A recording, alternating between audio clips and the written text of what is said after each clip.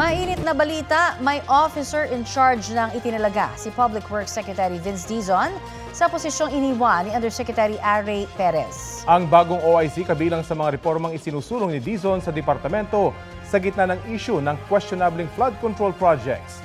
May ulat on the spot si Joseph Moro. Joseph?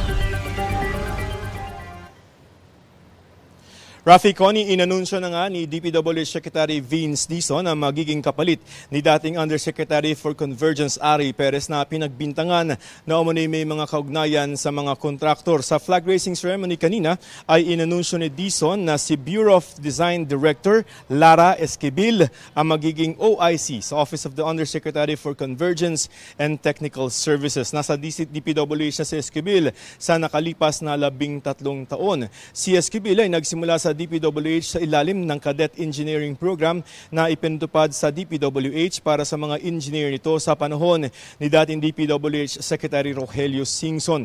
Kasabay nito ayon kay Dizon ay bubuhayin muli nila ang programa para makapag-recruit at makapag-promote ng mga magagaling, masisipag at tapat sa ahensya. Ito raw yung meritocracy na magiging bahagi ng reforma sa DPWH. Dagdag pa ni Dizon sa kasalukuyan na may 2,000 na mga bakanting posisyon sa ahensya at pupunan nila ito ng mga tao na manggagaling una muna sa DPWH kaya magkakaroon ng mga promotion. Bukod dito ay inanunsyo din ng kalihim na hindi na madidelay ang sweldo ng mga job order at dapat daw ay sa loob ng 7 araw matapos ang cut-off ay masweldohan na sila. Narito ang pahayag ni Secretary Dizon. You think the president will say? I think so. I think so. The president wants good people here. The only way na ma-address natin yan is number one, matakot sila na kapag nagnakaw sila kamukha ni Alcantara, Hernandez, Mendoza et al., makukulong sila.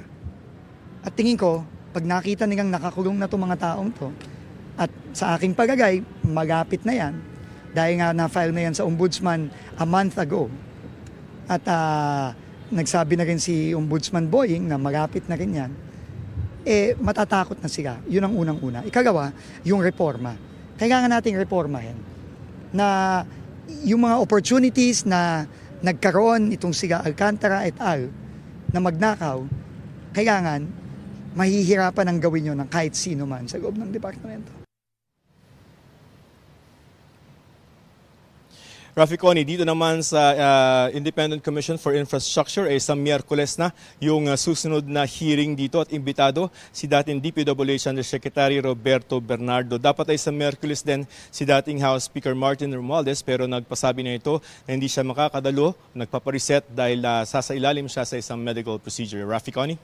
Maraming salamat, Joseph Moro.